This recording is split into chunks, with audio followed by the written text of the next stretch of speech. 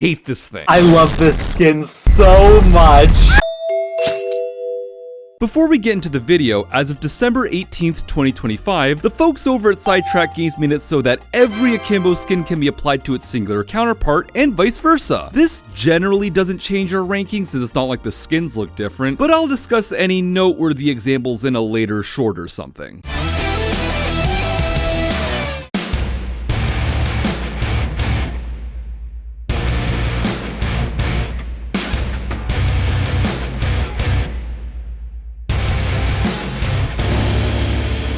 Apparently nobody actually has a gimp. This is like probably the first time most people are seeing it, I suppose, because literally none of them ever dropped. Starting with like the proprietary parts, obviously, you go from this normal 6-barreled assembly to a 3-barreled assembly, and you just get some extra spikes around the barrels and this drum here. Not gonna lie, for quite possibly literally the rarest legendary ever, this isn't really doing a whole lot for me, honestly. The different barrels isn't enough of a cosmetic difference. Granted, there's not much you could do, maybe, but it doesn't seem super special to me. And we've basically got the same sort of flame patterns that we already saw on the torch, except that it's less visible from most angles. In fact, you probably won't even see it even if you're inspecting it. And so overall, I kind of find that the aesthetics here are really uninspired. I don't really have too much more to say about it. I'm very, very lukewarm to slightly negative on this one. When I first saw this in like a thumbnail before I had ever seen it close up, that sort of wire or whatever it is around the barrels kind of made me feel like this was sort of almost like a cobbled together sort of gun, like that it was sort of assembled from spare parts or something, which is an aesthetic that I really like, but no, it doesn't really look like that at all. I don't really know what they were going for with this one. So I've got the unique stats, +8 stability, -2 concealment, which is literally the same stat difference given by just attaching an LED combo, which means the unique attachments literally provide no stat benefit whatsoever. It's a bondage thing. One rope does not mean BDSM. With the rope and the spikes, kind of, I can see if they were going for that aesthetic, but they really didn't commit to it. I think the best way to integrate the rope aesthetic would just be to have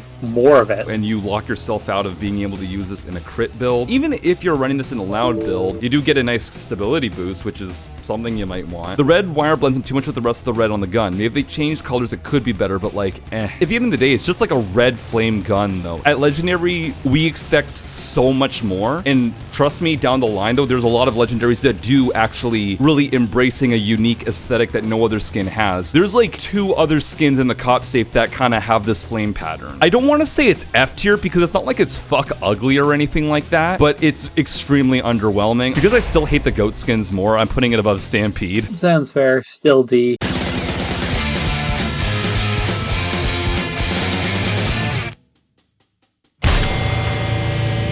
Anarco. This definitely succeeds more in going for a unified aesthetic. The unique knuckle duster attachment kind of in front of the trigger guard has that sort of plaid aesthetic that most of the rest of the Sydney skins go for. You've got sort of bootlaces rather, which is really nice. Cat brought this up to me yesterday. I would be remiss if I didn't mention it. There's a little cat emoji on the front of the barrel.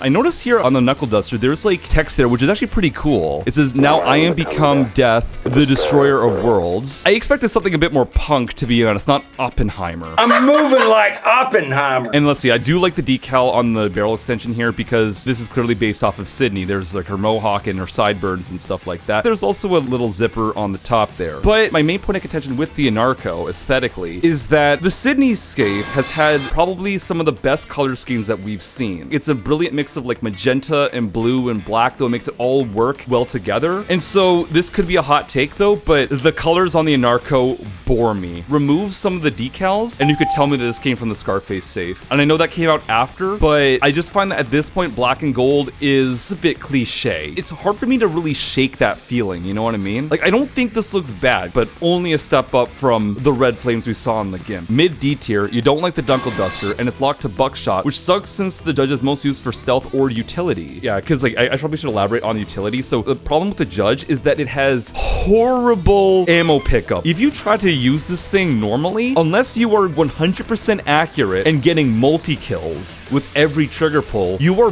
never staying ammo positive with this gun. I personally use the Judge with like HE sometimes, but you can also load it with like Dragon's Breath. I think some people load them with slugs, and also stealth, a high concealment weapon, you slap a suppressor on it, and shotguns are really good in stealth because you can fling bodies with them. Therefore, the Anarco is relegated to just being a loud-oriented shotgun that is pretty much only used for combat because it's just loaded with buckshot. And I don't think the ammo pickup improves with this thing at all, right? So the ammo pickup doesn't improve, but you do get 4 extra total ammo, which it should be said is the only way to increase the Judge's total ammo is with this skin. The damage boost is just triple op buck, so that's nothing special. Minus 12 accuracy, like if you're wanting to go for multi-kills to keep that ammo economy up, minus 12 accuracy isn't really enough for that. You want like 32 or lower if you're going for multi-kills. And then also, the stability doesn't really matter. It should be said that if you do want this stat spread, you can get it with triple op buck, shark tooth nozzle, LED combo, and the Cassian Elite scope, as well as a stability booster, but you get 6 less concealment. So the Anarco is better. If you do for some reason want a Judge with buckshot to fit into a dodge build, the Anarco is probably the best you're going to get that doesn't come with a concealment penalty. I don't think you gave your conclusion on the aesthetics. You're not wrong in that black and gold is a very cliche color scheme, especially for legendaries, but it did kind of become cliche after the fact. To your point, we didn't have Scarface yet, we didn't have Duke's Glimmer or the Big Time Operator yet. This aesthetic hadn't really been touched on when Sydney first came out. Color-wise, it doesn't really jive with the rest of the safe, but neither does the Spewer, and we liked that about the Spewer. True, but I find that the Spewer is red. I think it still fits with the general color scheme. It's not just an offshoot. This is just like a completely different area of the color spectrum. Fair, and if, yeah, you're right, if it weren't for the bootstraps, the Vlad on the knuckle duster, and the Sydney decal, you'd be forgiven for thinking it was from another safe. The fact that it aged poorly, it's not really its fault, you know? It's like Seinfeld syndrome. Also, what would you do differently with this aesthetic? Like, would you turn the gold into like metallic pink or metallic blue? I don't think that would look better. Are we comfortable with like Top of C or something? Top of C makes sense to me. I feel like you can't make the Anarco much better than it is. If you want to have it be something else, like, we're not talking about the Anarco anymore, we're talking about a theoretical skin that doesn't exist.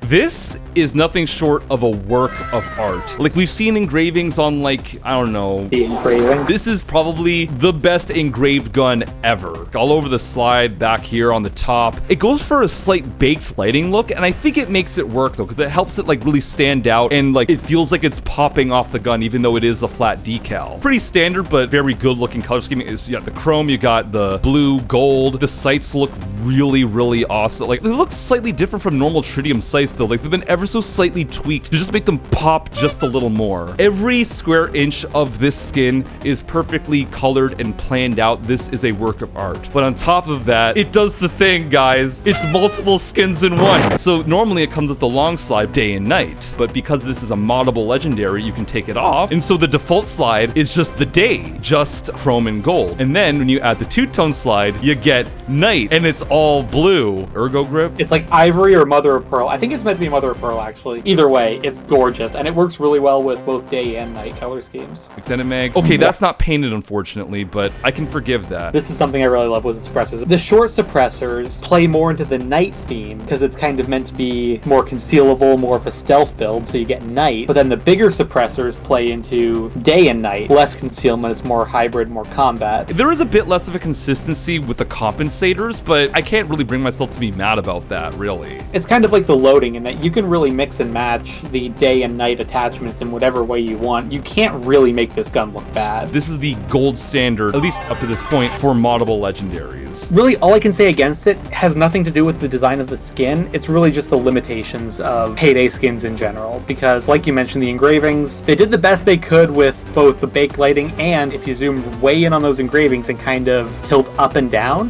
where you would expect there to be texture is more reflective than the background. On the day slide is where it's the most noticeable. The other thing is that the details are just too small for the resolution that these skins are, because when you zoom right in, it starts to get real pixelated in a hurry. It looks awesome. Got the pan colors too. I want everyone to know this series is not about promoting microtransactions. It's just looking at cool or bad skins. We're not trying to make anyone make irresponsible financial decisions. Don't be like Kyle. Be like me. And I have a Firmament. That's fair. One more tiny thing. When When you have the two-tone slide or the default slide, the tritium sights are gone. That's a very minor blemish. It's been 50 minutes actually though. We've gone through like what, 4 skins? 3. This has to be S tier. There's no way it could be any lower after all the fucking glazing we did. In my opinion, it dethrones loading, and it could even dethrone Loco at this point. I think it's at least number 2, if not number 1. A, for the fact that it's multiple skins in one, and B, I think that whole kind of innovativeness factor that we gave to Corrupted Saints, I think it applies here on really making those flat 2D engravings pop. All the work they put into that. I think it can't possibly be lower than number 2 right now. But to say that you can't deny the fact the Loco face is like the funniest thing ever. The Loco is more affordable and accessible. The Loco's 3 cents. The Firmament is $9 and rising by the minute, so yeah.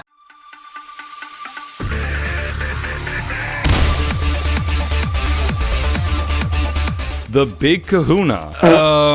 First things first, why is this even a Reinfeld skin? They chopped the barrel way short, they cut the stock off, like this looks like a locomotive. Big Kahuna looks inside, gets smaller.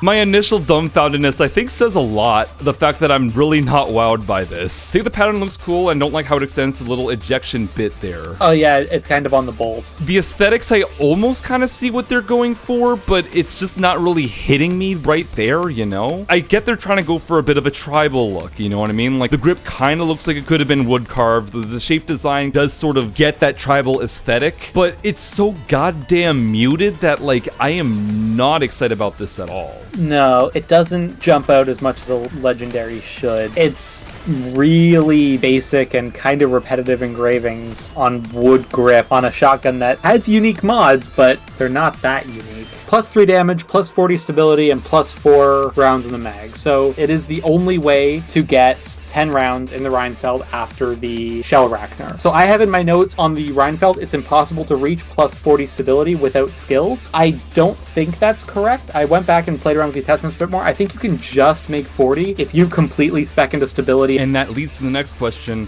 Why are you trying to max out stability on a pump action? There's no accuracy drop unless you get the stat boosted version. And plus 3 damage, it's not even triple op buck. You get 1 point of damage over the Shark Tooth, which to answer your question, Alex, does not hit any breakpoints at all. Frenzy Zerk plus Overkill is enough for one-shot heavy, but what is the point? You've got better shotguns too anyways. The other thing though, considering that it does chop off like half the barrel and eliminate the stock, why does this not give a concealment bonus? No. You see, it's big. That's why. It's big. The Big Kahuna hits no unique breakpoints and lock you out of the ammo types that justify using the Reinfeld. In conclusion, this is not, in fact, a tasty burger. Go to hell. Just a worse demon. There you go. It fits the Reinfeld thematic by being a worse version of Loco in every way, yeah. I don't even like the way it looks aesthetically, so I'm gonna put it like closer to the bottom. Above the bottom of the barrel, so just above Royale Blue, I think. Honestly, without the unique attachments, it could easily be a rare.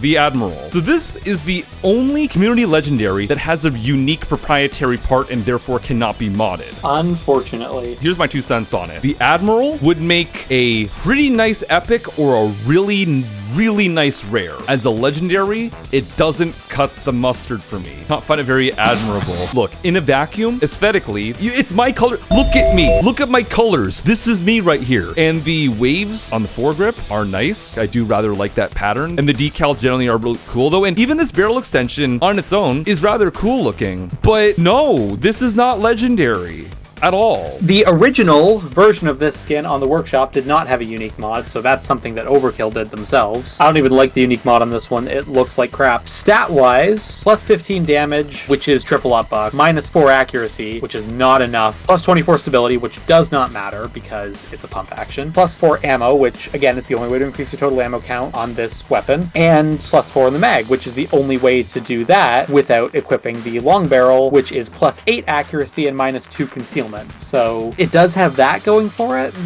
You'd still be better off using a modded Raven. The Raven's raison d'etre is the fact that you can boost the concealment on this thing, and this thing is locked to 22, which could work, but is it really worth it to try to cram this into a dodge build? I don't think it is. I think I'd rather lose the 4 shells, take the short barrel, and get more concealment for my secondary. You can make a better Raven at home with the mods available to us. When we're looking at these stats, we're not really looking at like, are are they optimal so much as does this give you a reason to use it over a regular modded version of the same gun? For the Admiral in particular, none of the stats are anything unique except for the increases to mag and total ammo, which aren't particularly noteworthy either. C tier? God damn it. This would be an A tier uncommon. Like, it wouldn't even be an S tier uncommon. It's at least nicer than the big Kahuna aesthetically. Like, at least it beats that incredibly low bar. I think it's got to go, what, D? Just because it looks okay, even if it is not at all deserving of its status. I personally feel like this is a C tier skin. Top of D. I can live with that, although we do miss the pun, though. I know we missed the pun, but I don't think the Admiral deserves it. The goat safe has so far been the worst performing safe. However, here's the one redeeming part of the goat safe.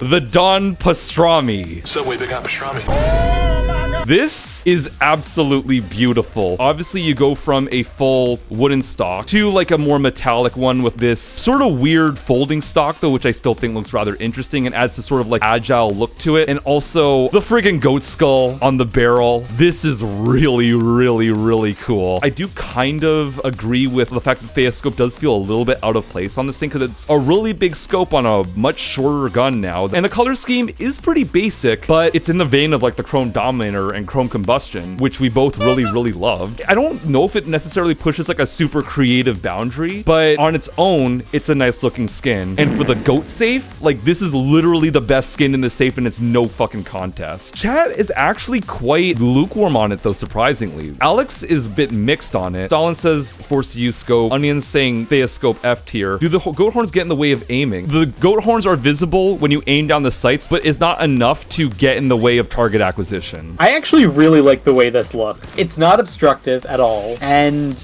it kind of reminds you that you're better than everyone else because you have this skin. I love everything about this. Like, there's actually not a single detail about this that I don't like. The dramatically shortened barrel and folding stock kind of give it the impression of like a concealable takedown assassin's rifle almost, which I think does fit the backstory of this particular skin. Concealment penalty though. We'll get to that. The goat decal and the way the horn wraps around the semi-pistol grip is beautiful. I personally love the look of massive scopes on compact rifles. That's a vibe for me. Really, the only thing I don't like about this is the fact that I believe it has a military laser module, which is rough. What would you have preferred on it? Offset irons. I love this skin so much. I really hate that I didn't buy one of these while they were still available. We've been here for an hour and a half and we've done 6 skins. The Don Pastrami finally lives up to the goat safe name and the fact that it is in fact one of the goats. I feel like S is appropriate because that would make it better than every other goat skin combined. I don't know. I'm good with either, yeah, high A or low S, depending where you want to put it. I think because chat is a little bit mixed on it, I think I'm gonna put it at least above Hot Miami. S tier is insane. It can accept A tier. Look, if we put it below Hot Miami at any point, though, people are gonna fucking lose their minds if I do that for Don Pastrami. Also, if we put it in A tier, anywhere other than the top of A, then implicitly that means the Star Spawn is better than the Don Pastrami, which I don't believe that it is. No, it's not. Absolutely not. So it has to be an S. You thought the loading was cool. Let's introduce you to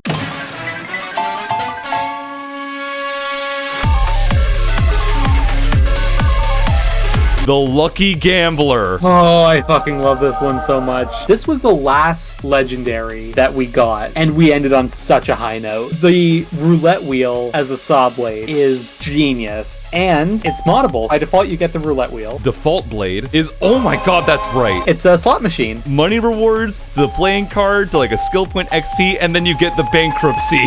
The cloaker head is so fucking peak. It's a Payday reference, it's slot machines, it manages to incorporate another spinning gambling element into a spinning gambling themed weapon. Then the sharp blade turns into... This is a more traditional slot machine. It's got the Lucky 7, the bar, all that. So you can kind of pick your style of slot machine or the roulette wheel. It always keeps to that spinning casino aesthetic, which is so clever, it's so inspired, and it's done so well. All 3 wheels look amazing. And that's for the receiver. So by default, you have the fast motor. And so let's see, the number says 500. And then on the other side, it says just the Lucky Gambler. color and it's red. Much like the loading, actually, but like, you know, extra. Default receiver. Oh, that's nice. Oh, that's so pretty. This is so Vegas. It's a weird color scheme. It's like purple that shimmers into like green. It's got that little arrow, like kind of like the Welcome to Vegas sign, but like pointed at the saw blade. Chat is popping off as well. And then the silent motor. So this is a much more like high class kind of casino. It's not flashy, it's not in your face, it's much more silent. Yeah. Rien ne va plus. Nothing goes anymore. So apparently in French casinos, it's how they cut off bets at the roulette. It's like no more bets, equivalent in French. So much like the loading, there's really no combination of mods on this that look bad, but they're all just so much more inspired. They're so much better. I mean, silent motor with the durable blade is meta, and I think that looks just incredible. And if you can't decide what your favorite is, that's okay, because this is the only legendary skin that can be equipped in both slots simultaneously. So you can run 2 casino looks if you want. Holy shit! This is my favorite skin in the game. This is, in my opinion, the best skin in the game, the best legendary in the game. I think that they sent out weapon skins on the highest possible note. This is peak. This is the gold standard for moddable legendaries, and it doesn't get better than this. It's so unbelievably creative though, and it looks good doing it. Kudos to the person who made this one. Like, I would shout them out if I remembered their name. You know what that means? Now everything else here is going to be less good than that. So we've already peaked now, and it's just gonna probably go downhill from here.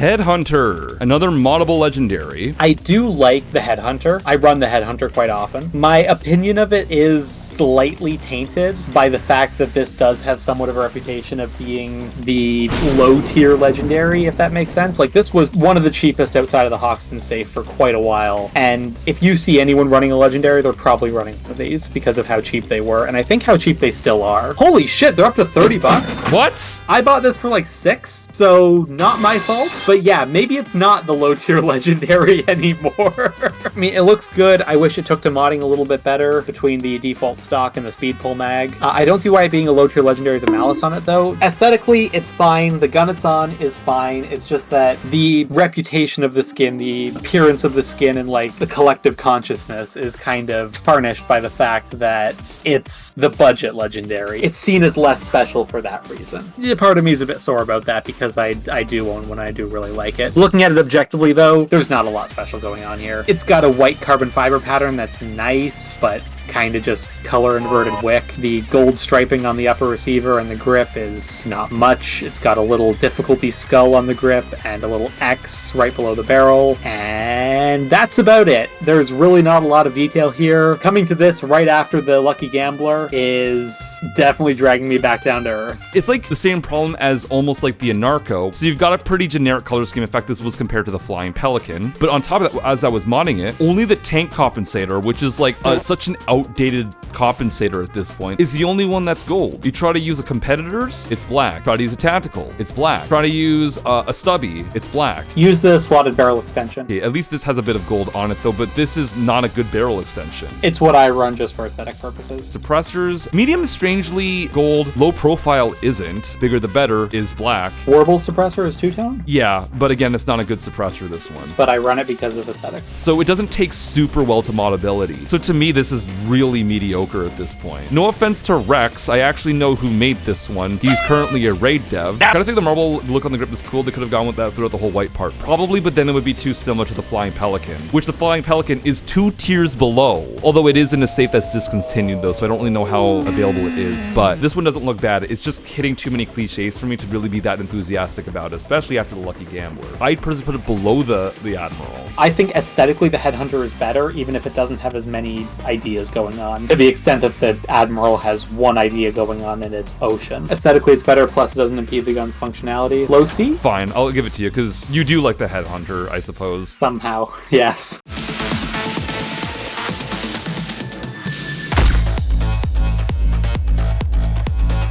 Plush Phoenix from the Hoxton safe. I always like the Tenemu thing. That's a really fun meta reference. The colors are really nice. You got this really nice shade of purple, the black, the silver, looks real classy. All these decals, real fun. Only problem, I don't like this chassis at all. I don't know what they were referencing, but this chassis just looks weird to me. It looks worse than the Jaeger body, looks worse than the Abraham body. I guess it's slightly nicer than the B-Team stock, but the B-Team stock has stats. This doesn't. This is just a pretty generically modded M308, generally speaking. And the main thing I don't like about this chassis, though, is this friggin' stock. I don't mean to bring realism to this, though, but I can't get the mental image out of my mind. How is your shoulder gonna fare when you're fighting 308 with a stock that's basically a cookie cutter? I think your arm's gonna fall off after a few rounds. The only thing I'd say I like about this stock is I do kind of like some of the curved lines, which kind of give it a soft look. But beyond that, though, it's just I'm not a huge fan of the way it looks, really, which is a shame because the reference is cute. And the grip is just like, what the hell are you doing? That's like, ugh. It's just kind of hanging down there like a fucking donkey's dick. It looks weird. Roof likes the purple. Stalin and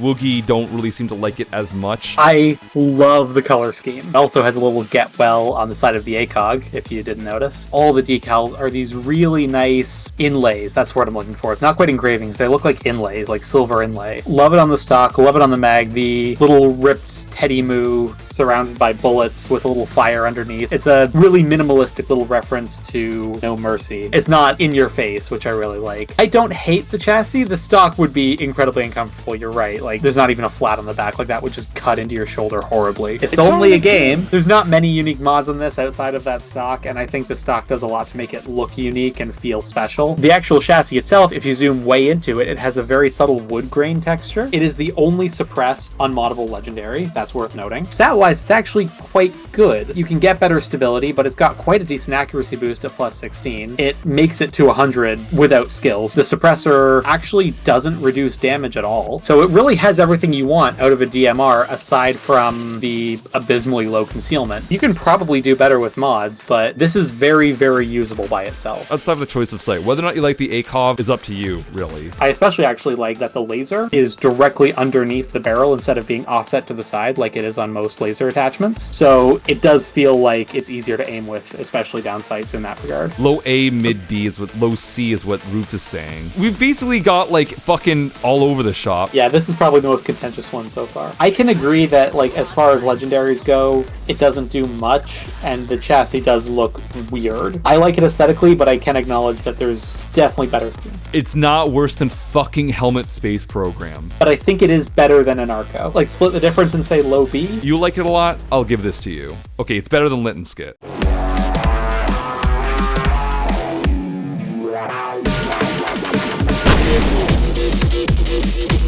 Demon. Aesthetically, it sucks. It is basically untextured gray. The barrel is very plain gold. The unique mods are a grip that you can barely tell is unique. If you told me that was just a new mod pack mod, I would believe you. The pump has a strap and the barrel has a weird extension on it. The unique mods barely have anything going on. The colors are uninspired. There's barely any decals. You could remove the unique mods, you'd barely notice, and then this is an uncommon at best. And none of that matters, because you're going to use it anyway, because the stats go hard as fuck. Once again, we have +4 in the mag, which after the shell rack nerf is the only rounds in the loco. You've got -12 accuracy, which brings you down to 36, which is actually quite respectable for a shotgun. I'd want it a little bit lower myself, but 36 is very, very usable. 32 stability, it's whatever, it's pump action, and +32 damage. It does a lot to bring the loco to some new breakpoints. From a Death Wish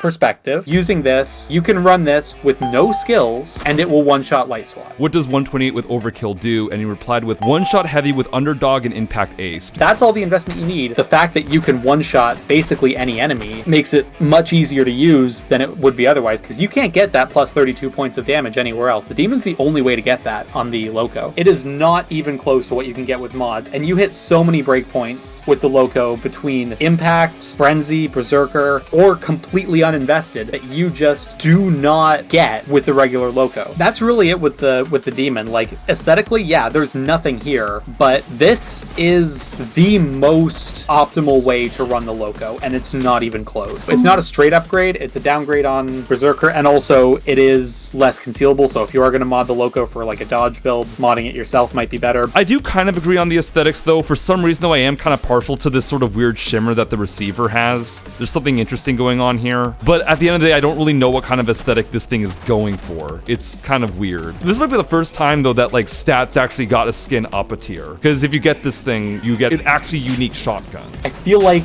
the utility of the demon stats saves it from F. I don't detest how it looks personally, but I can see why you don't like it. I don't hate how it looks, but it doesn't deserve to be a legendary. Can we put top of D? We can do top of D, yeah. The demon genuinely changes how you use the loco somewhat. No other skin can like ever say that.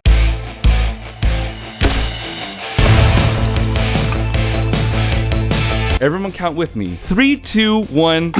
Only above the cop epics. There is not much that can be said about the Mansion Mauler. This is an uncommon. I think the worst part about it is that it's just every other Scarface skin. Like, there's nothing special about this. Except, this piece of shit is double unobtainium because you can't get Scarface skins anymore, and you can't get the Scarface character pack. I know we've said before that this is... hypothetically, we're assuming the golden age of Payday 2 skins where everything's obtainable and nothing was locked behind licensed content, but it bears mentioning that this skin, which you wouldn't even want to use anyway, is basically impossible to use. Why the fuck is there no marbling on the receiver? This looks terrible. You see how it just cuts off? Why do they just give up there? And also, why are the upper and lower two different colors? Nothing's on the grip aside from this little tiger decal that you're never gonna see. I think we can safely say that this is the worst legendary. Without question. The fact that you can't even get it anymore is something of a blessing in this case.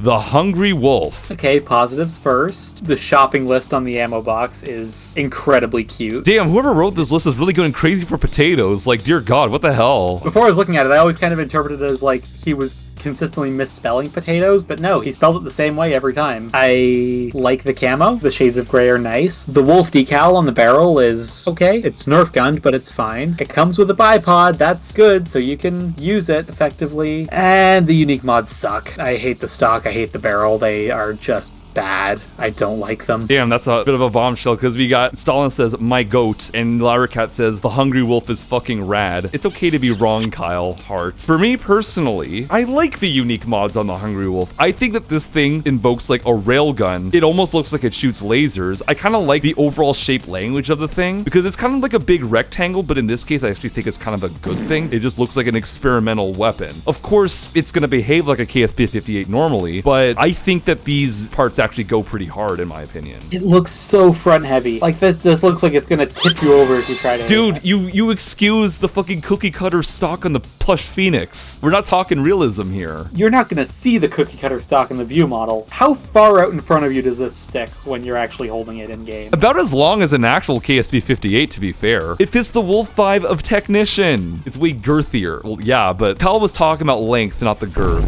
Ooh, we are a bit of a crossroads here, but this time you're the odd one out though in terms of like everyone likes it except for you. What did that say on the stock there? Written on the stock of the Hungry Wolf is Rachna Tiltio, reading count to 10. Okay. I like this one. It's not my favorite legendary personally, but I get down with the vibe that they're putting down. And the shopping list is amazing. How are we looking stat-wise? Attach the bigger, better suppressor, accuracy boost, LED combo, and plastic stock, and you've got it. The only other note I have here is why -2 concealment when only 1 base concealment? I mean, that's not really gonna matter at this point. Oh, it used to have more concealment. Oh, I see. Why? Nerfed it from 2 to 1. Wow, yeah, don't spend it all in one place. I don't like the Hungry Wolf very much, but I seem to be in the minority here. You like it, chat likes it. So you get to decide where it goes, I think, on this one. People really love it in chat, though, so I'm happy with putting it bottom of A.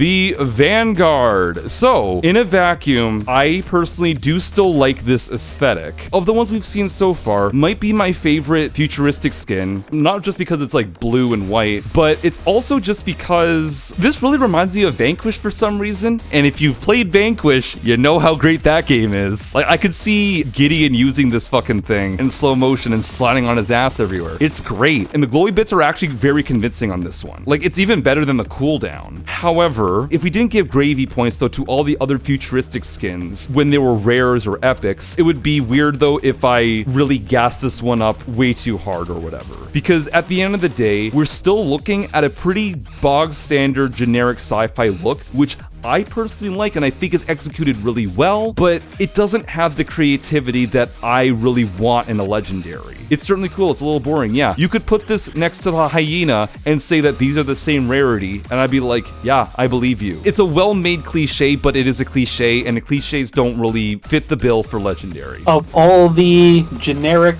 futuristic skins, this is the genericest and futuristicest. Don't have much to say other than that, other than the glowy bits look good, although I don't think they look as good as the Preacher. That's just me. I do like the decal on the magazine that's like Vanguard. I like how it's cut off, like you can tell the full mag says Vanguard, but most of it's in the gun. That kind of makes it feel kind of grounded and a little more realistic. And, I mean, not really a positive quality, but like blink and you miss it. At the very bottom of the receiver, there's a little warning sign. Oh, that's cute. Other than that, yeah, I don't really like this one. This one's very bland. And even out of all the generic futuristic, it's not even the best generic futuristic legendary, in my opinion. Also, that blue band around the barrel disappears with any barrel extension other than the HPS suppressor and the precision barrel. It's a small detail though, but that does hurt it a little bit. If this was a rare, this would snuggle very nicely next to like the hyena. Actually, more like closer to the prototype. I prefer the colors. But because it's a legendary though, and it's still giving the exact same vibes of the hyena, which we also weren't super impressed with, even though that this I think is a slightly better sci-fi aesthetic gun, I don't want to put it in D. I feel like D is too low, because I do think it's done really well. I would put this honestly ahead of the Headhunter. I feel like it kind of is similar to the Headhunter in that way of like, it's not really special enough to justify being a legendary, but it still looks good for what it is. We get to the skin that Kyle and I have routinely teared our fucking heads over, the most controversial one.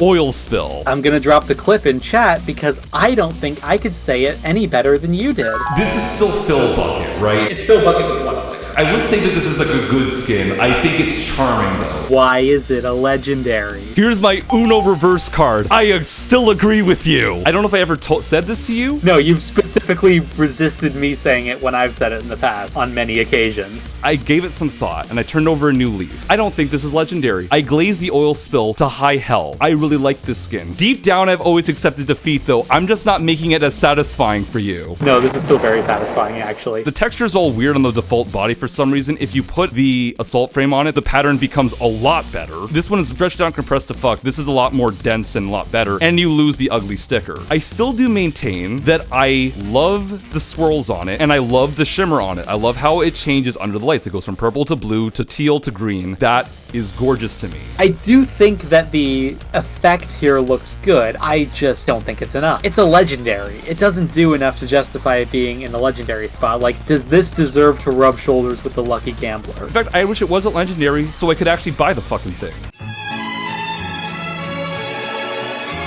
This would make an excellent infamy reward. If this was a weapon color, I would grind so hard to get it. It would be a good infamy color. And in fact, there's a mod that actually deskins this and lets you use it as a weapon color. I still have a huge sauce up for the colors. I fully admit that this is not legendary tier, but it is very aesthetically pleasing. Can we settle for like mid D because the colors go hard as fuck? I feel like it gets the same sort of like innovativeness points of like some other skins that have done interesting things within the limitations of Payday 2 skins. Like obviously Oil Spill pushes reflections to their absolute limit. I won't put it above Overskill because you like it for some reason as a compromise. Unless you're okay with me putting it above Overskill. Nope, it being below Overskill is enough of a win for me. There you go.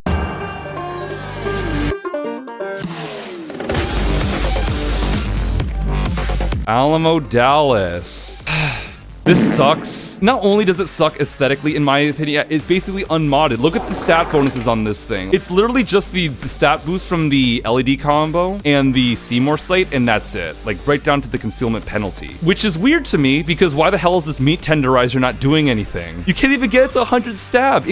Like, what the hell is the point of this thing? It's 22 for the P90 is bad, yeah, definitely. But at the end of the day, it's just fucking brown. They could have done more with the rest of the body, honestly. But you can't even put the custom assault frame on it. If the Pro Touch didn't exist, this would be the worst Cobus skin. Diarrhea looking thing. Yeah, this is actually just shit brown. It might actually be the shittest brown we've seen. Right down to the fucking meaty texture of the thing. Like, look at that. Like, it came straight out of Filthy Frank's asshole. This feels like the anti-oil spill to me. The oil spill is a pretty skin that doesn't deserve legendary. This feels more deserving of legendary because of the meat tenderizer. The metal plate on the stock is also a unique attachment. That's not there on the default stock. I barely acknowledged it, bro. And the brown texture, it's at least intricate. Like, it's all scratched and scuffed up and it's different shades in different places. The Molan Labe decal is cool. What does that mean? Come and take it. You can keep it. I ain't taking this thing. It's hideous. Like, the oil spill was nice, but not deserving. This is more deserving, but not nice. And I'd safely say that this is the worst unmoddable legendary so far. This is worse than the Big Kahuna, in my opinion. I will agree with that. The meat brown looks like a shit log, and the brown looks like runny diarrhea. A lot of poop jokes. This needs a medic bag. Is it better than the bottom of the barrel? Only for the proprietary parts. Because I feel like that the meat tenderizer could look cool on a skin that was better designed overall. I feel like you could have even gone a long way just by making it kind of blood splattered, you know? At that point, though, you're just trying to beat the victim shower, which is a common.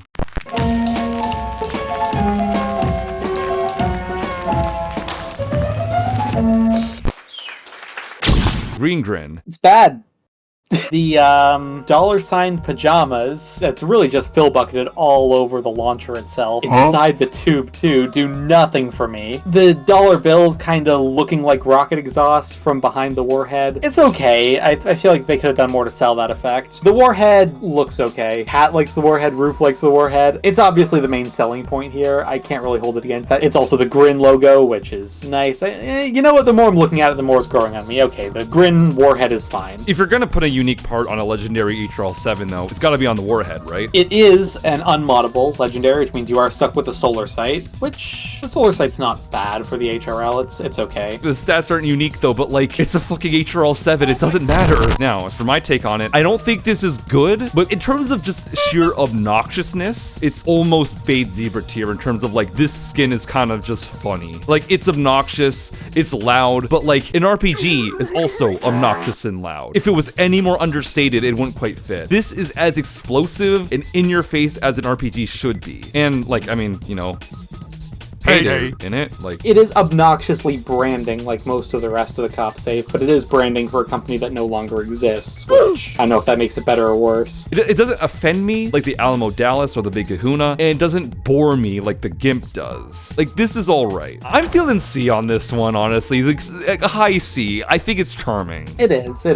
Is it better than the Anarco? Okay, it's not. It's not better than the Anarco. No, it's not. I don't think it's better than Hyena. No. If you put it above the Anarco, I will come to your house and punch you. Yeah, for the record, I did try making him put Anarco higher. City of Gold. This is fucking so pretty. I love this one. These colors are amazing. Again, no bias. It's basically the Admiral, like in terms of the color scheme, but just way more classy and better with it. You've got the skyline like Manny's Revenge, but it's more detailed. It's like very subtly outlined. I love the marbling on the grip. Like, the blue marbling is a new aesthetic that we have not seen before, and the shade of blue is amazing, by the way. And it kind of gives the illusion of like waves too, which really fits with the whole like oceany aesthetic of this thing. As I said previously as well, like, the Gruber Curse is a gun that exudes class. This is just the textbook definition of elegance and class. It's so ungodly beautiful. Like, I cannot get over how much I love this. Other suppressors still look really good on it. And compensators too. Blue marble texture on the grip and on the suppressors makes me think of the bottom of a pool. It kind of adds the whole luxurious vibe. I think the whole thing's a little bit of a Yacht Heist reference. I think you can kind of see that skyline in Yacht Heist, though I would have to check myself to make sure. God, anyways, I am almost exhausted talking about how much I love this skin. It's so good. Like, the only flaw I can think of is that maybe this tactical pistol light could have had more texturing on it though, but you know what? I prefer my Grubers without a gadget because you have the laser grip. The sights and gadgets don't look great, but it looks better without them. I really want to put this in S tier. I feel like this deserves it because honestly, to me, it's like almost better Firmament. I don't think it's actually better than the Firmament because I think the Firmament gets a lot more points for being the multiple skins in one and for how much effort they put into those engravings. But just as a sheer aesthetic, I prefer City of Gold over Firmament. Wow, really? That's crazy. So, because I was almost thinking of putting it next to the Royal Flush. That feels perfect, actually. It feels nice as a pair. Dude, if you ran both of these together on Golden Green Casino, you are dripped the fuck out.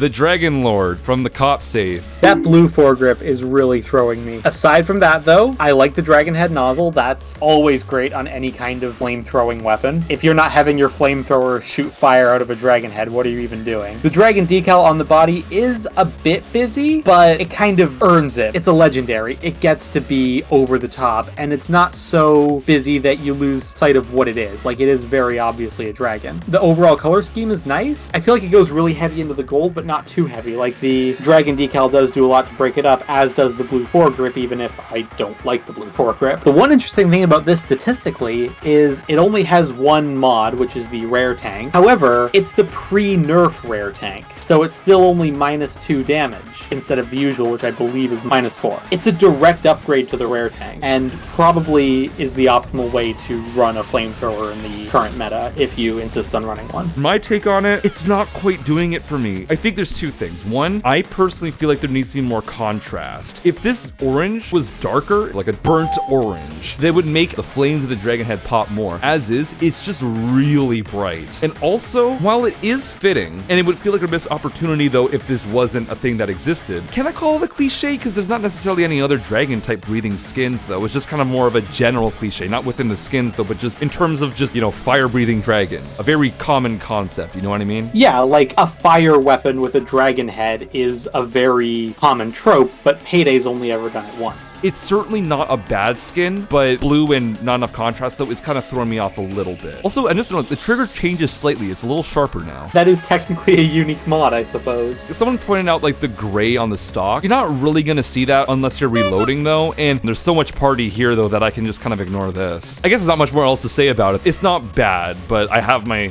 sort of hang-ups with it. I'm feeling like mid-C or something like that, behind barbed wire. Yeah, that seems fair.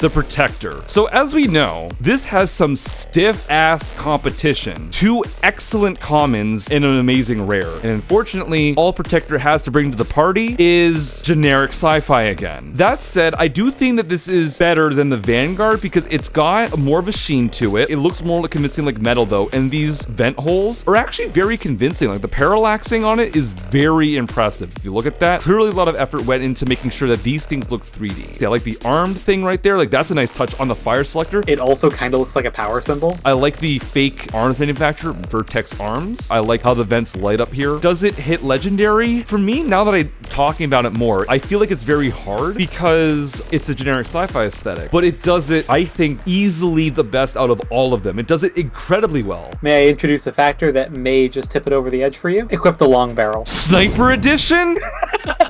Ghost Warrior. It's also got the sniper stock equipped. Unequipping that reveals another really interesting design on the stock. Oh man, that's good. Some of the sights look a lot better than the default one that it comes with. I would personally recommend the holographic sight. Unfortunately, none of the barrel extensions do anything as good as the bigger the better suppressor. Remove the foregrip and then do the default barrel. Elite Edition. This probably has by far the most effort put into it. I know initially my impression almost sounded negative when I was going into it though, but the more I go into this, the more I realize that I think this bangs, personally. Can I also just say, the glowing red sections along the top rail is the best glow effect I have seen on any skin in the game. It's really hard to tell that it's not just glowing. That's somehow a 2D flat texture, and that's impressive as hell. A bit of bounce light there to sell the illusion. To top it all off, though, I like the contrast between the matte black parts and the metallic off silver parts. There's nothing going on here besides generic sci-fi. However, within the scope of that idea, it is executed as well as anyone could realistically expect that concept to be executed. Like, as far as generic sci-fi goes,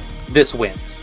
You can't do it better than this. This is actually a sleeper hit. I wasn't expecting to like this as much as I do. I think you might have poisoned my well a little bit, to be honest. Whenever we've been talking about skins, just for a little background, I've always mentioned how much I dislike the Vanguard and the Protector. Kind of in the same breath of like, they're two legendaries that are just generic sci-fi and nothing really special about them. In the lead up to doing this stream, I reviewed a bunch of the legendary skins that I knew we hadn't talked about as much before, and I started customizing the Protector, taking a close look at a bunch of parts of it, and I spent way too long looking at this skin because there's just so much to appreciate here. And I didn't expect to like it as much as I did. This skin is above and beyond the Vanguard in so many ways. Is the arc that I had just now basically what you experienced? Kind of had a bit of a quiet sort of that myself a few days ago, yeah. Dude, I think I'm kind of in love with this thing now. I've always talked so bad about it. I never took the time to try to appreciate it. And as soon as I really approached it with an open mind, I just found there's so much to love about this skin. I just noticed now the little glowing bar on the front flip down sight. Oh my god, there's like a carbon fiber texture on the sniper stock.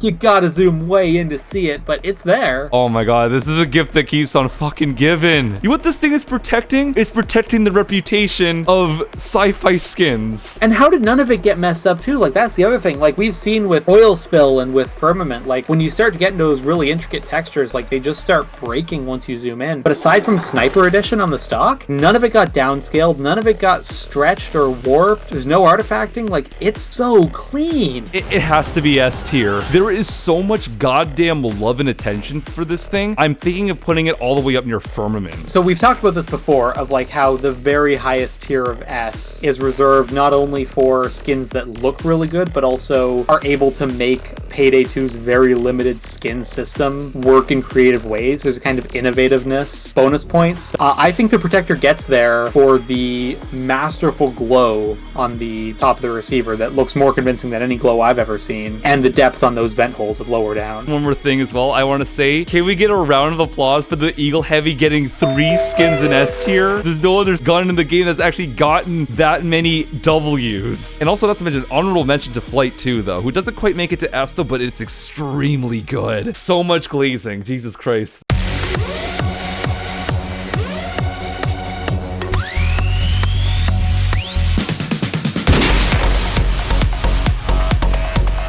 This one's very controversial. The Midas Touch. Did it break? What is that? The Deagle had altered textures. I'm pretty sure something broke. Sure, I'll start. Go ahead. Fuck this skin. God, this is ugly. Okay, so we've got little arcade coin pajamas on the grip, weird awesome-esque digital camo, and a massive fucking barrel weight compensator something hanging off the end that looks worse than the overkill compensator that the gun gets without the skin. The stats are nothing special, really. You got +2 damage, +8 accuracy, +8 stability, and -12 concealment for all of that. So good luck running this thing in a dodge build if you had any intention of that. Theoretically, you could, but like, is it really worth trying to ace low blow to get this into your dodge build? And none of the stats are anything you can't just get from mods. I think the skin is funny.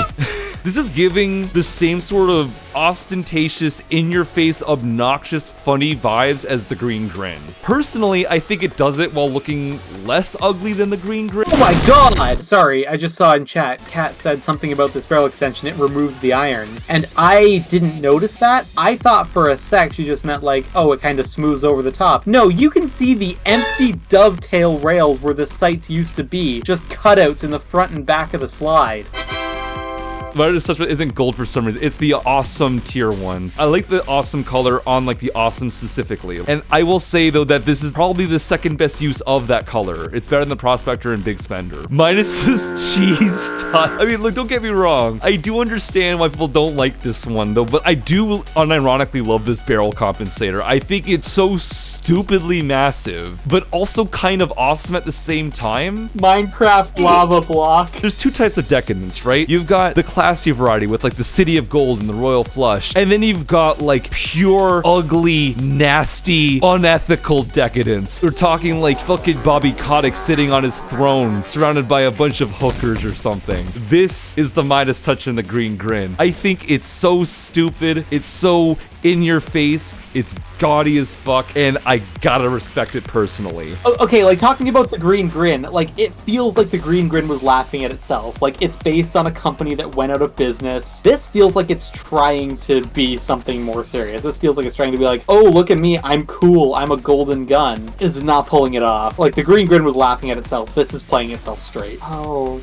I hate this. It doesn't even have a scope. Like if it was going for that over-the-top kind of ostentatious, as you said, wouldn't they put like an ACOF scope on this? Or like some massive optic? Like it gives us this tiny little pistol red dot. It looks weirdly tiny and out of place. Like it doesn't give the same extravagance as the rest of the gun. It feels like it's trying to be usable. So it's weirdly flat on the bottom. Like that compensator has nothing going on underneath. Most pre-modded legendaries do have a laser somewhere. This one's completely missing one. And it's not like there wasn't space for it. They made plenty of that. I do understand what you mean. You feel like it's playing it straight though, but I don't know. I feel like I'm laughing enough with it. I feel like I'm laughing at it. Like it's not that I don't get the joke. I just feel like the joke wasn't intentional. Between Kyle hating it, between chat hating it, and me at best having ironic love for it, I'm putting it one above the GIMP because it doesn't bore me like the GIMP does. That's fair.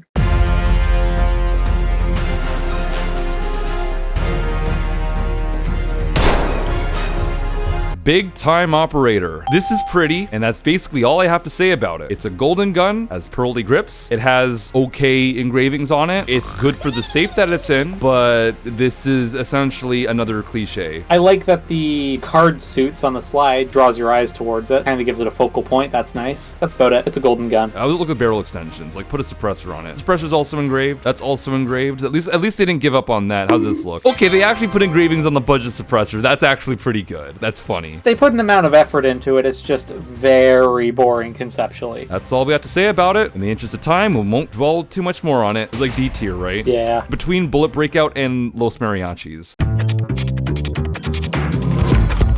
A bit of backstory in this one. This one is from the Duke save. Duke is my favorite character in this game, and he has one quote that I absolutely love. The moment I heard it, he went from being like, this is a pretty good, well-acted new heister, I underestimated him, to this is my favorite heister. Right now, it's the exact same thing as the Big Time Operator, right? It's a golden M1911, but small with pearly grips. However, it's better than the Big Time Operator for one reason alone. Kneel before the Duke! I fucking love that. That makes it way better than the Big Time Operator for me for that one reason alone. But besides that, there is not much more to say. Duke, you're a fucking disappointment. Okay, I know you like it more than the Big Time Operator or the quote, and it's cute. Besides that, there's no engravings on this. Like, the Big Time Operator was covered in engravings at least. This is just flat gold and flat pearl. You might actually be able to recreate this with weapon colors if you have the Infamy Reward gold. Gold and white, you could make it, yes. On a legendary. That's really bad. I better not get too caught in the sauce then with this one quote. I just a big Duke stan. Bill Bucket with a sticker, I can't lie. But look though, I didn't say that this was necessarily like a great legendary. I'm just saying, it's almost like the oil spill. I just like it for really shallow reasons. I don't think it fits the rarity, but it just tickles me. I like this quote a lot. As much as I do like Duke as a character, that one line is not enough to save this skin. And it doesn't do anything as interesting as oil spill, yeah. It's not the worst legendary still though. I still hate Alamo Dallas more. Aesthetically, yes, this is better than Alamo Dallas. However, Alamo Dallas deserves its spot a million times more than this does. Fair enough. This is gonna be tough for me because, again, personally, I like this legendary, but all the naysayers are absolutely correct. I don't like doing this to you, but we do have to be consistent. We have put almost every other skin, if not every single other skin that can be recreated with a weapon color, in F tier. True, but they don't say kneel before the Duke. I am grasping at straws. Kneel before the Duke is a glorified sticker. Yeah, sounds right. And the other thing is, if you don't use the milled slide, it's not even on the side of the view model that you can see. Why would you use it without the milled slide, though? Because the milled slide looks like shit. What? How? But that's a separate conversation. Yeah, that's an attachment issue, not a skin issue. If it wasn't for your attachment to the character, you wouldn't have thought twice about this. Tell me where to put it. Rip the band-aid off. You can even throw it above Copperhead. I can live with that. What qualifies to be better than Grey Hunter, just be more visually interesting. Again, we tried to be nuanced. It was nuanced at one point, though, but at this point, don't think too hard about it, please. You want to sort this shit? Be our guest. We tried, but it's hard.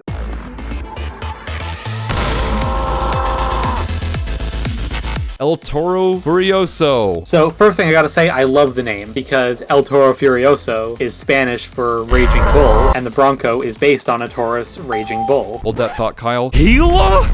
I do like this skin. I'm gonna get it ahead of Phann's rebuttal and just say I don't think that it's quite legendary. I think it gets close. I think it would make a really good epic. That said, there are things to really like about it. The engravings on this one, they don't look amazing, but from certain angles, like head on, they look quite real, I think. The more you increase the angle, the worse they look, but from head on, they look pretty good. I really like the detailing on the grip, which does change to a sort of rosewood grip with a wooden grip, which is also nice. The slimline body gives it a sort of case-hardened finish, which looks infinitely better than the case-hardened finish on the breaker. Quite nice, actually. I only wish there was a barrel to match it. That's about it. The only other thing I can say that I really like is that the rear sight does have engravings that actually show up on the view model when you aim down sights, which is quite nice, and it's just about the only thing that can make me want to run a Bronco without an optic. You run Broncos with optics? Yes. Ugh, for my piece on it. I never liked this skin. The engravings are nice, but we've seen them done better. I really fucking hate the black frame. It doesn't look good with the chrome parts. It looks like a mistake. It looks like you put the wrong frame on the gun. Sure, it prevents it from being like too weapon colory, but to me, this looks ugly. You don't need to run it per se, but the ergo wooden grip looks fugly on this thing. This needs to be darker. This looks out of place now, even worse than the black. What I will say though, is that putting the slimline body did give me a fucking shock. Like the colors are very nice. I like the slight blue, the orange. It looks really good. However, it doesn't change the fact that it still looks really out of place with this fucking chrome barrel. To me, this is a mediocre epic. I think it's a pretty good epic, but yes, it's definitely not legendary. Also, the flash hider is just black, unfortunately. The hurricane compensator, which came later, is flat white untextured, which shows that the black flash hider was a deliberate choice, and a bad one. I don't know. Like, this is so unbelievably boring. Like, it actually reminded me of the fucking Juarez. The really sad thing is there's a lot of good ideas here. Like, okay, if they kept the black body and one of the barrels was black with silver inlay, that with the silver cylinder and silver controls would look really good. If one of the barrels was case hardened, that went with a slimline body and you kind of had case hardened all the way down, that would look really good. And I don't really think there's anything you could have done with this skin, with this concept, to make it worthy of legendary. But you could have done a lot better than they did. Yeah, the short barrel was case hardened. That's exactly what I thought, because both are concealment mods. That would have worked well. Would have worked great. Remember all the times we've said with the Lucky Gambler and with the loading, as a compliment, there's no way to make this skin look bad. With the El Toro, there's no way to make this skin look good. No matter what you do with the mods, and the Bronco does have an impressive amount of mods, it's always going to look mismatched. The modding potential of the Bronco could have tied it all together, but they didn't do that. I feel like my biases just win out though, and I think that this is worse than the Duke's Glimmer, and worse than Big Time Operator, because it doesn't look cohesive. It looks better than the fucking Midas Touch. I don't think it looks better than Midas Touch. I was actually just about to say that. As much as the two-tone doesn't look great, I can't hate it more than the Midas Touch. It at least has some sort of style that it pulls off, even if the style isn't something I personally agree with. I don't even know what the style is. It looks like they don't have a style. It looks like they just messed up. Two-tone revolvers, again, are a thing. Shouldn't exist, though. Okay, can we settle with one above the Midas Touch? I'd struggle to put it anywhere higher than that. Oh, no, not above the Croupier, even though the Croupier can fuck up massively.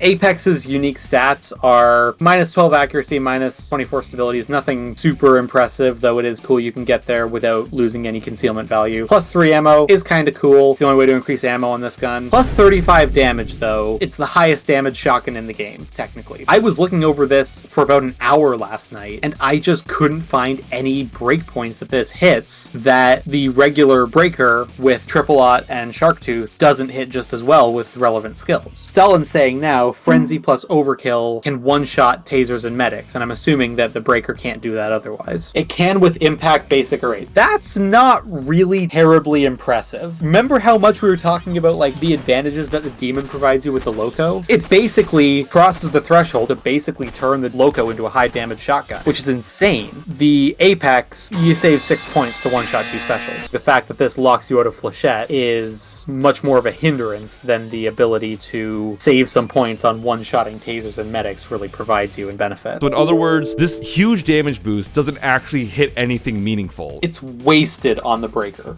completely. Aesthetically, this is rad as fuck. Yeah, this is amazing. The biker emblem on the receiver is, I don't know what it means, but it's great. There's sort of the hint of flames on the stock. The white accents on the stock also kind of indicate bones, which is another theme that's been somewhat recurring in the past Rust skins. The black and gold is pretty played out at this point, but it looks good. The spikes on top of the barrel are a really nice touch, and I believe you can still see them when you're aiming down sights, which is nice. The iron sights honestly help to modernize the look of the gun. Oh, I think there's one feature that I'm forgetting about. Phann, you want to help me out here? Sure. Axe me anything. Yeah, the axe is fucking cool. This color scheme for me, I think it does it in a way that works for me, unlike the Anarco. The parts are so much more interesting, and I think they help it evolve past the cliche for me. The only crime the Apex does is lock you out of ammo types and not using the axe as a weapon but replacement. This doesn't act as a bayonet, unfortunately, though, which is unfortunate. There's a mod to make it actually use the axe. Kind of sick, though. Yeah, for all how many people who own this legitimately? Aside from the axe, which is incredibly obvious, the mods are really subtle and tasteful and very believable. Like that heat shield, I could very realistically see that on an 1887. The handguard is slightly different, but it's really nice. Like it's got that texturing to it, which I feel like it would just be really comfortable to hold. Ribbed handguard for Rust Pleasure. Don't ruin this for us, please. Yeah, this is like a modernization of an old gun that doesn't feel like sacrilege. The modernizations are so tasteful, I didn't even notice most of them. Apex befits the name. This is S tier, definitely. I feel like it's not super high. I want to put it at least above Don Pastrami, personally, because I think the colors are better. I like Don Pastrami more, personally. I want to put Apex ahead, though, because it seems that chat overall is more positive. If you remember, Don Pastrami was a bit more mixed. Yes, but I like it. I guess it loses points just simply because the mods just aren't optimal, and the axe is a missed opportunity. Mars Ultor. Pretty simple stats, plus 20 accuracy, plus 20 stability, plus 2 concealment. 16 concealment isn't great, but it is usable. With that level of concealment, you're not going to get better stats than what the Mars Ultor gives you. To match the accuracy and stability of the Mars Ultor with just weapon mods, your max concealment is 11. But I'm talking just mods, no skills. If you are matching the concealment value at 16, maybe there's a more optimal one, but the best that I got was 40 accuracy and 60 stability, which is not great. At max concealment, which is 21, which is still not great, you're going down to 32 accuracy and 48 stability. You can get more concealable than the Mars Ultor. You can get higher stats than the Mars Ultor if concealment isn't a factor. But balancing concealment with stat boosts, this really gives you the best compromise of both worlds. Though, as Stalin said in chat, it is worth noting that this is unsuppressed. You can probably get better numbers on both concealment and accuracy and stability if you run silencer skills. Connor Shaw lives on. Aesthetically, I hate this. I despise just buffer tubes. This is fuck ugly to me. I cannot stand this at all. And this foregrip, what the hell is going on here? Is this like a pipe? Like, I guess the integrated laser is kind of cool, but it's just a cylinder with a weird cog on it and a pick rail zip tied to it. And this color scheme is also just as boring as 90% of the chain safe. I feel like you're not really getting anything necessarily different or special out of this thing outside of some really fuck ugly unique mods. It's the Patriot. I don't like the way the Patriot looks. I'm sorry. I like the fact that it's a Patriot. I love the MGS3 reference. I like that it mixes ideas of one, the Patriot, and kind of modernizing it and bringing the chains aesthetic into it with sort of the EOTech, with the desert camo, with the decals on the upper. I kind of like how they integrated the foregrip, because because the bootleg has a foregrip, and as Overkill has told us many times, you can't change weapon holds animations in Diesel. It's not possible, don't look at Raid. So if the vertical grip had to be there on a foregrip that doesn't support it being attached, I think hose clamping it on was a really clever way of doing that, and it's not like it's without precedent in Payday, because the Queen's Wrath does the same thing, and it looks better here than it does there. Oh, by the way, while Kyle was talking, I was trying to scan that QR code and I couldn't pick it up. Apparently it just says property of Parabellum. Boring. You have a massive bias for the bootleg? I do too. I really liked using this thing because it's a fun gun. It's good now. It used to be bad though, but I still used it. But I would not run a bootleg with this thing even if I had the skin. I'm of the opposite mind. I would run a bootleg if I had a Mars Ultor, and I don't like the bootleg very much. Personally, if I had my way, I would put it low D at best. I would put it somewhere around like low A, high B. Wow, that's generous. Can we settle for like above the Plush Phoenix? One spot below it.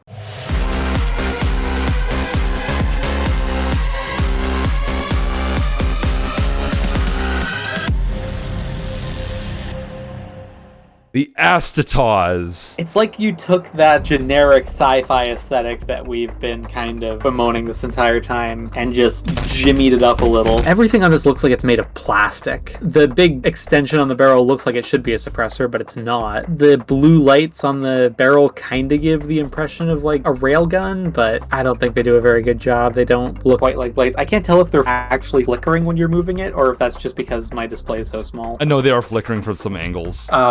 Lovely. It feels like what they were going for was to turn the M16 into a futuristic laser gun, and they have succeeded in making the M16 look like someone half-assed trying to make it look like a futuristic laser gun. It doesn't look like anything besides an M16 with some plastic shit on it. Those weird fins bolted on, like, it's not Nerf gun syndrome as we call it, but it does look like a fucking Nerf gun. Cat thinks it's cool. Alpha just says, should I insult this gun skin? It looks like a gun for laser tag. Elite laser tag, but still laser tag. Why does it have a front sight? You've overhauled the entire front end, but you put the front sight on this weird arm sticking out from the plastic shit. It's the gas block. No, you've removed the entire gas block and then stuck the front sight back on even though you're not using it. Got a lovely little California compliant thumbhole stock there. I don't like the way that looks. I'm usually a fan of thumbhole stocks. I know you're not. The laser is in an interesting place. It's on the right side of the ACOG, which I think that's about the only interesting thing about this gun. The colors don't work. It looks like plastic junk. I like what's going on here. Kyle is right that this looks like plastic and stuff like that. But to me, I don't see it as necessarily a bad thing, oddly. You know how in old movies, in order to make certain guns, they would doll up like certain existing guns with a bunch of stuff and kind of say like, oh, it's a futuristic gun now. Like they did with Star Wars. This feels like it kind of got that prop treatment. There's some kind of odd charm to it. Is it befitting of a legendary to still look like a toy? Maybe not. There's a certain B-movie prop vibe that this gives though, and I'm kind of buying into it personally. It sure feels like what lazy sci-fi writers of the 60s thought future guns would look like.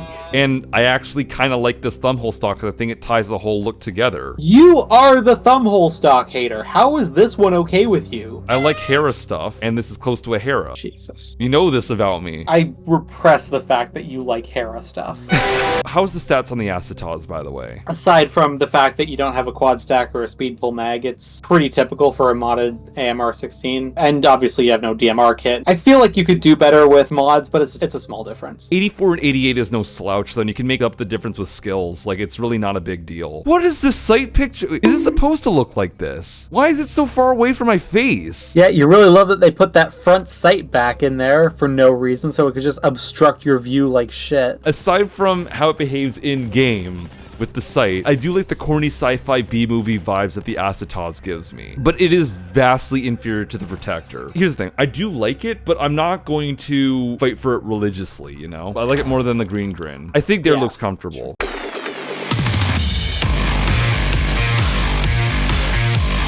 Assassin. 3, 2, 1.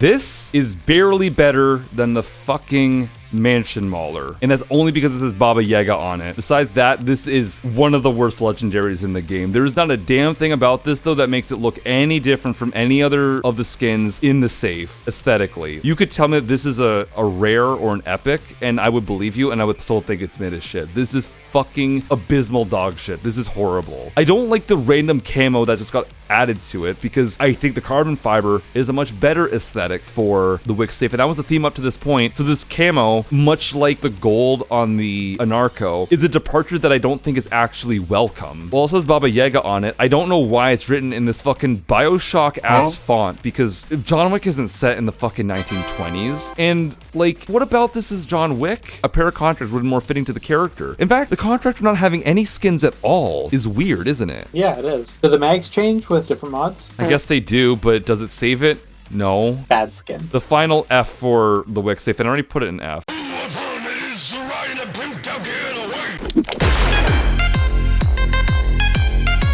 Santa's Slayers. I actually aesthetically think that this works. Because the Christmas safe has been kind of gaudy and whatnot. I think that the combination of this Christmas red and the gold works really, really well. And the wooden grips also cap it off real nice. It gives a really nice, warm Christmas vibe to a pair of guns. However, the laser pointer in the room, I don't know if this is a hot take. I know this is a Terminator reference though, but I hate these laser sights. And on top of that, hi, what's a sight picture? This is actively going to make things harder. And I guess you could not just do this, but like, this is ugly as hell in first person. In my opinion, these laser pointers are a serious blemish on what I actually like the way the Santa Slayers look. Kat says, I love my Santa Slayers. They're fucking horrible. As you may notice, my Santa Slayers are broken in, and you really can't tell. There's a little bit of wear on the edge of the wood paneling here on the grips. There's a little bit of wear on the on-off buttons on the sights. But for the most part, the red and gold slide and the gold frame here, the bits you're really going to be looking at, the wear texture just doesn't apply to them. It would be very easy to think these are mint condition, and in-game, it's completely unnoticeable. Also aesthetically, since I'm here, I might as well say my piece. I do like the Santa Slayers quite a bit. I like the Terminator reference on the laser sights. I like how the grip shape is actually a bit different. It kind of swells at the bottom here. It's a pretty low-key custom mod, but it is there. Definitely the main focus is on the long slide with the custom laser sighting. Near Christmas, I streamed Payday 2. I played a bunch of Christmas heists with Kyle and another person named Farian. Kyle just fucking bought these during this stream. I dipped out of the call for like 5 minutes and came back with Santa Slayers, yes. Which is completely in character for Kyle, by the way. What the fuck? Tis the season. There is no reckless financial decision I won't make for the bit. The stats are nothing special. You can get the same boosts with mods, and it's only barely less concealable. I'm hesitant to rank it too high because that's really bad, but I actually do like the way this looks. B. That means it's lower than the Hungry Wolf. I don't like the Hungry Wolf, but I was also in the minority on that one, and I feel like the Hungry Wolf gets points for being usable. I would put it between Cloak Rise and Middle Finger. Okay, fair enough. I can live with that then.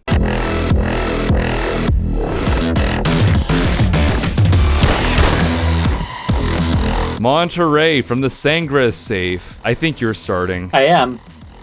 I've been waiting for like 24 hours to do that. Like 24 hours worth of streaming. Better than Assassin. It's better than Mansion Mauler.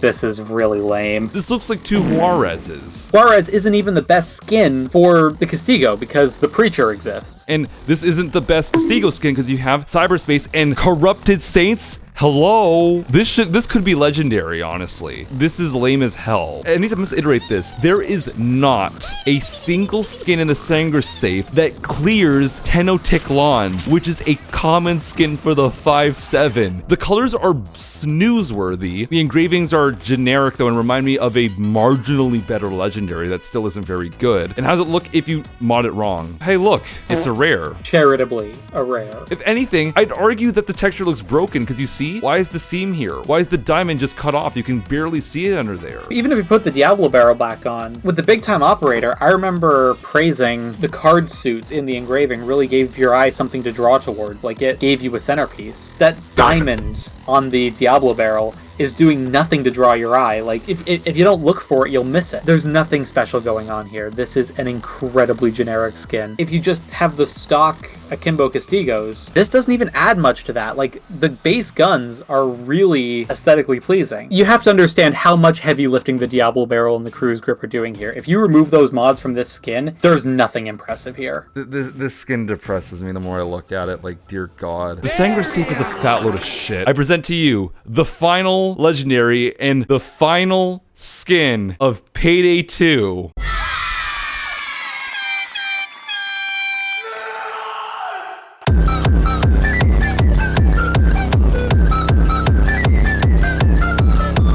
Vlad's Rodina. What a fucking eyesore. The only thing I can give this is that the custom parts are very visible, and therefore, yes, I can see this being a legendary. Can't ignore them. You got the really uncomfortable looking knuckle duster grip. You got the really uncomfortable looking stock with no padding on it. You've got what frankly looks like a scrotum, a lion head, and admittedly, the one thing I like about it is the prototype laser pointer there. And on top of that, you've also got, what's the name of the church? St. Basil's Cathedral? On there, which looks really out of place. I don't know why that's there. You've got this toy looking ass Seymour sight on top of here, which you're putting sights on an AK. That's bad. Like, don't do that. You've got this really washed out looking, I don't even want to call this chrome. This looks like washed out metal though. That kind of just makes this overall thing look way too fucking bright. And you got this hideous, practically matte Fulbright Russian flag on the magazine here, which one, that's the wrong blue. And two, this is the wrong flag because Vlad is not Russian. He's Ukrainian! And then also, this fucking decal gets covered up by the scope mount. Does it deserve to be legendary? Only by technicality at this point. It fits it because of the custom parts though, but it is fuck ugly. Hate this thing. I love this skin so much. This is the best. How you feel about the Midas Touch is how I feel about this. It's so gaudy. It's so ostentatious. It's so in your face. This has more unique mods than any other legendary. It has 5. It's way too much. And I love it so much. I don't even have words for it. It speaks for itself. This is so gaudy, over the top, and fits Vlad fucking phenomenally. I can't deny that aside from the fact that the nationality is wrong. Onion says this gun is for a crime boss. New adventures await, buddy. It's not meant for practicality. It's meant to be bold and intimidating as fuck. I fuck with it for that. We got divided judges and divided chat on this one. Onion further up also said S, S, S, S, S, peak, peak, peak, peak, peak. Roof also said peak. Alpha Style said throw that down to H rank. Cat said, I really like Vlad's Rodina. Stalin says it's pretty ugly, which for once that actually kind of fits now. The real Stalin would think that this is like not good. With the Midas Touch, I wasn't convinced that the skin was laughing at itself. I know that this one is. There's no way this gun is taking itself seriously. I love this. Like, really. This is the second coming of Cosmonaut again. At least there's more that I could see why you would like it over the Cosmonaut. The Cosmonaut was a fucking nothing ugly skin to me. This is an ugly skin that has something going on. This is loud and in your face and flamboyant and over the top. Like, you notice this. For better or worse. It would be hard not to. You are the center of attention when you pull this out, which if you're gonna be rocking up with a legendary skin, that's what you want, right? To be the center of attention. Can you think of any gun that's gonna turn as many heads as Vlad's Rodina? You do drive a fair point. If you just want to be the world's ugliest peacock, I guess, waltz into a fucking heist like this, I suppose. I do. Look, there's 2 different shades of red. There's 2 different shades of blue. The AK receiver reflects the sun. You know how in Ukrainian prisoner there's like a notification in the corner that says Vlad will die? That's what I see when I see this thing. Vlad will die in 2 minutes. Vlad spits in the face of any dictator's gold AK or bedazzled gangster deagle. This is his rifle. There are none like it. This one says also the lore pretty fucks. If I recall correctly, it keeps killing the person who uses it. Because it's ugly? No, it's a cursed rifle, but... It is cursed, isn't it? We could go back and forth on this for like 10 hours and we wouldn't be able to find a fucking place to put it. I'm gonna mute real quick because I want to keep this secret from chat real quick. So one second. I'm gonna mute myself and mute Kyle. So, Kyle and I, we've decided to come to a conclusion of where to put the Vlad's Rodina. Vlad's Rodina, for just being the most insane fucking skin, we have decided to give it both Vlad's Rodina tier priceless, and Vlad's Rodina tier, worthless. It's both simultaneously S+ and F-. It defies categorization. And I cannot think of a better way to end the most stupid stream series that I've ever come up with. Actually, you know what would be the perfect way to cap this off? We should run like a heist real quick and see what our skin drops for the day are. I did actually already get mine today though, but we can get yours.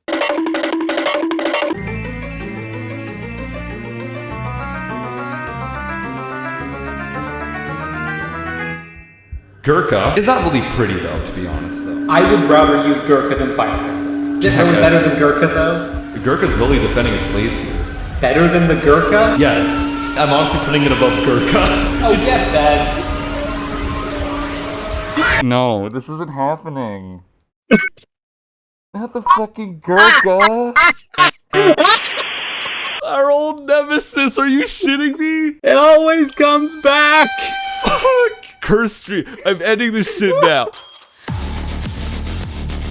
After about 25 hours worth of streaming, almost a year of editing, and a gender transition, we now have the final scores to determine Payday 2's best and worst safes. We'll separate the community safes from the official safes because, frankly, the community's contributions pretty much blow Overkill's work out of the water. We want to be able to discuss the community's worst and Overkill's best, so we're going to be counting top and bottom 3 for each. For the third place community, with a total of 43 points and an average of 2.69, it's, fittingly, Community 3. The safe consistently scores well enough with some simple but tasteful commons, the excellent powerhouse, all 3 rares being A tier, and it caps it all off with one of the most beautiful legendaries in the game, the City of Gold. In second place, with 49 points and an average of 3.06, it's the 9th community safe. About a quarter of the points are thanks to the truly legendary Lucky Gambler, which is also the best skin in the game, nay,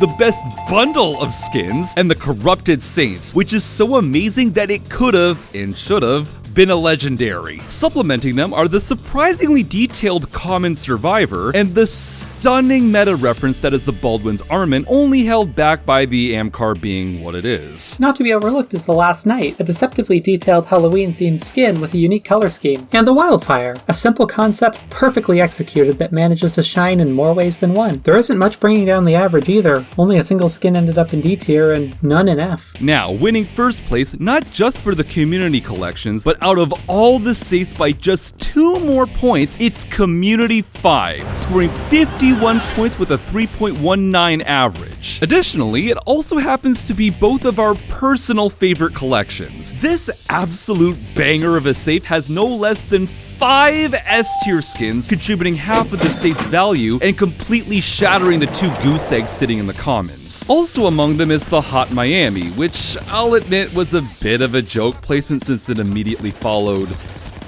Pain, but I still maintain that it has a super fun 80s aesthetic with its gorgeously garish shades of pink, and it kind of feels like it embraces the Amcar's status as a meme weapon due to how goofy it feels. It's worth noting that a skin as good as Baldwin's Armament wouldn't make me use the Amcar, but Hot Miami does. In the uncommon tier, we have the extremely clever suit-up with its perfectly placed and well-made Dallas decal, a cool cloth texture covering the whole gun, the parallaxed pocket square, and even the iconic Payday blue latex glove texture on the suppressors. The next jackpot of a skin is the utterly luxurious Royal Flush, a personal top favorite of mine, Anni, and at least a few other chat members. Again, this is simply a perfect blend of white, gold, and deep red, and a well thought out pattern and decal that makes the skin exude elegance and somehow makes a rare skin feel like it's punching above its weight. It just makes me grin. It's so good, in fact, that I recreated it in Payday 3 on several different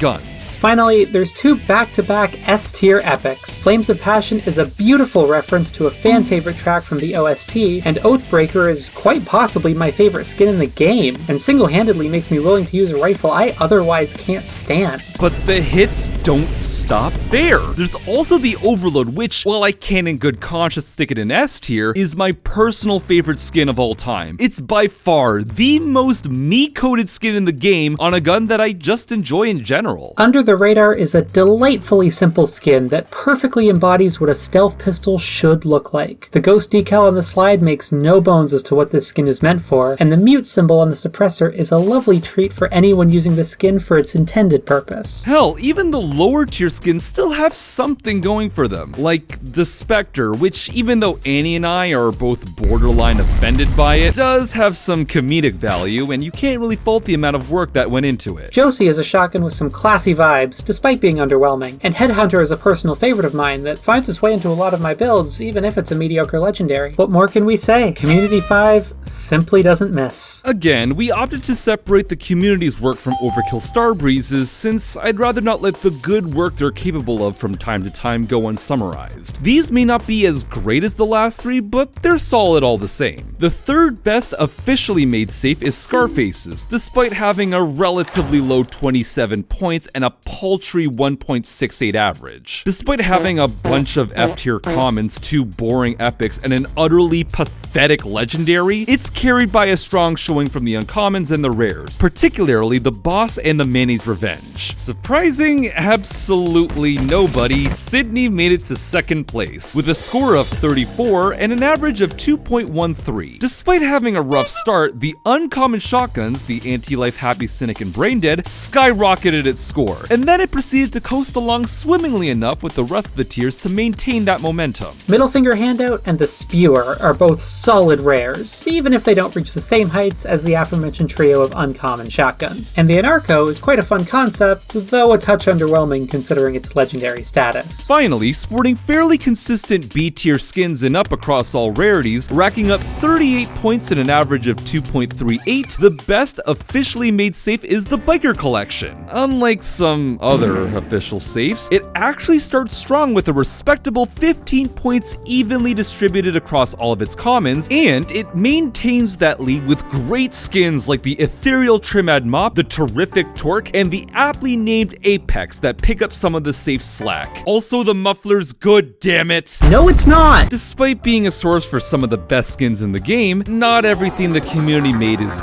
great. That said, the third and second worst safes from this category both still have good scores on the whole, and the worst safe here still beats out many of the official ones, so this is more of the worst of the best list.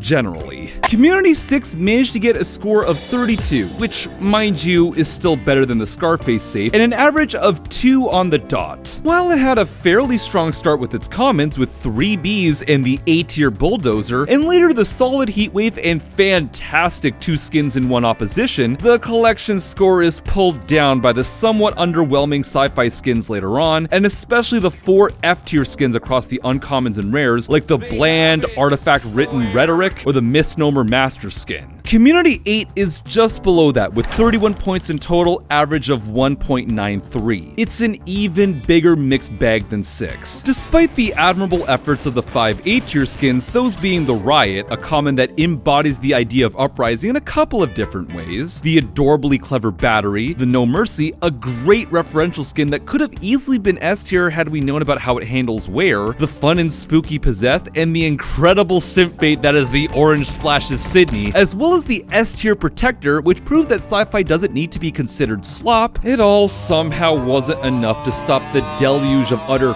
crap that is the 8D and F-tier skins, like the disappointing Croupier and the hideously low-effort Snow Camo and Royale Blue. Damascus on the Goliath feels almost like an insult to the much better skin of the same name on the GSPS, and the less said about Underground Neon, the better. Finally, the first community safe is by far the worst showing from the Steam Workshop, racking up only 20 points, averaging at a meager 1.25. Only 2 skins hit A tier, 4 barely scraped by in C, and then as for the rest of the safe, half are in D and half are in F, which includes the insultingly terrible Throwback, which nestles dead fucking last on the list, and I don't give a fuck that Marna fucking Top Hat called me out on it. Also, a professional Mr. Phann, I'm gonna call you out, okay? You need to put respect on the throwback's name. I like the throwback. It's by far my least favorite skin in the whole game due to the fact that it's both barely different from stock and it truly feels like it stole the place of other skins in the workshop and from its own game. It's a cultural wound.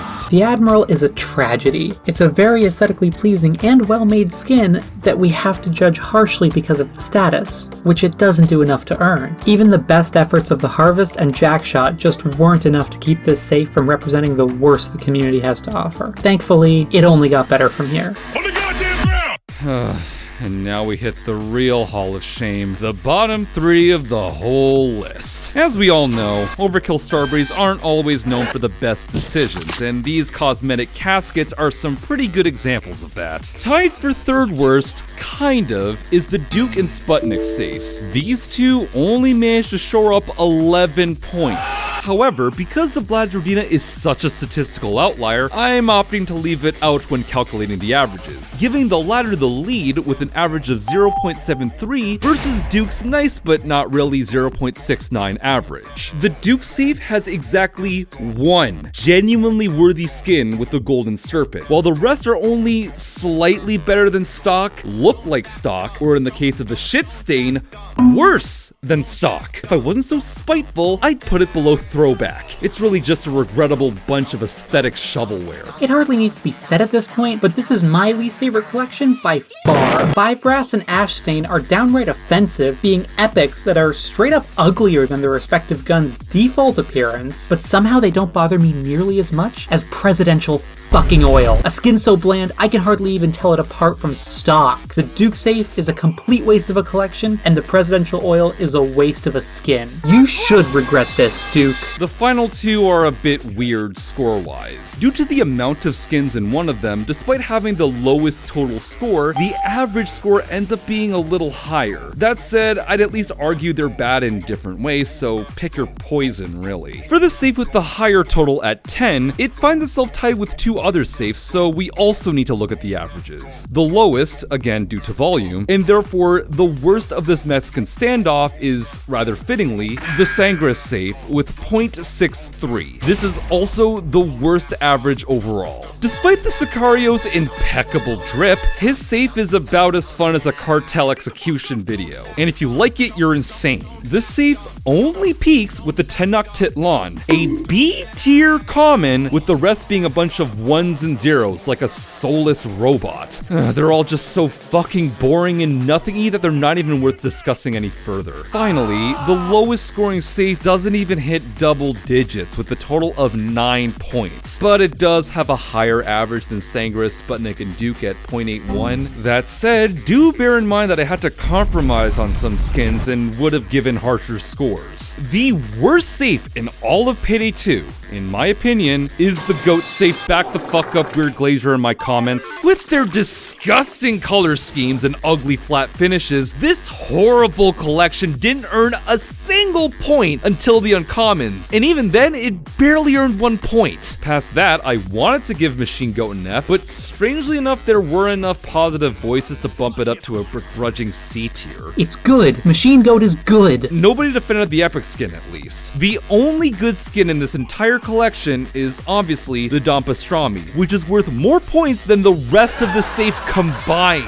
We made the mistake of assuming that goat skins couldn't drop anymore, and God, I wish that was true. Overall, a fitting safe for the second dumbest collab in Payday 2. However, we still need to talk about one more safe that got away on technicality due to its point value of 18, but due to the amount of skins in it, the average plummets to 0.72, which is lower than the GOAT safe. It also bears the cross of costing $20 initially, and its content still being ludicrously overpriced due to their scarcity. Perhaps the most dishonorable mention ever, the completely overkill pack safe. Across its contemptible catalog of 25 skins, 14 of them are bland, low-effort, F-tier garbage, and beyond that, the rest are, broadly speaking, just mediocre at best. Only ironically enjoyable because they're just that ugly, or skins that only one of us really liked while the other hated it. And it's not even just the contents. You need to understand the context of this safe. The Completely Overkill pack was a limited quantity DLC that cost $20 in exchange for a few cosmetic items and the promise of additional content later down the line. That content turned out to be a single cop safe, and later some more mega masks, but they were apparently added as a consolation prize because the safe was so shit. At an effective cost of, again, $20 per safe, it was nearly 10 times more expensive to access these drops than any other collection, even when the others required microtransactions to open. Cop safes were never available as a part of the standard drop system, and they've never been re-released, so even though we've made these scores with the assumption that all the other collections were being treated equally, the cop safe can't be considered in the same way as it played by a different set of rules. The cop safe was only revealed after Crime Fest 2015, months after all the Completely Overkill DLCs had already been sold, meaning no one who purchased one of these $20 cosmetic packs had any idea what they'd be getting in advance. Additionally, the community was told that the exclusive cop items would be cosmetic only for some of them to have a chance of having a stat boost that also has a team boost applied to it as well, something that's unobtainable otherwise, making the subsequent accusations of Overkill engaging in pay-to-win FOMO content well-founded. And despite the extra $700K, Bo Anderson still pissed away all their money, so fat load of good that did. Frankly, the only way I could imagine anybody considering this collection to be good is if they had way too much disposable income, bought every single one, and then gaslit themselves into liking these pieces of shit so they wouldn't realize how much money they wasted. And with that summary, we are finally done talking about Payday 2 skins, and neither of us ever needs to discuss them ever again. Annie, what are you looking at? Han? There's still more.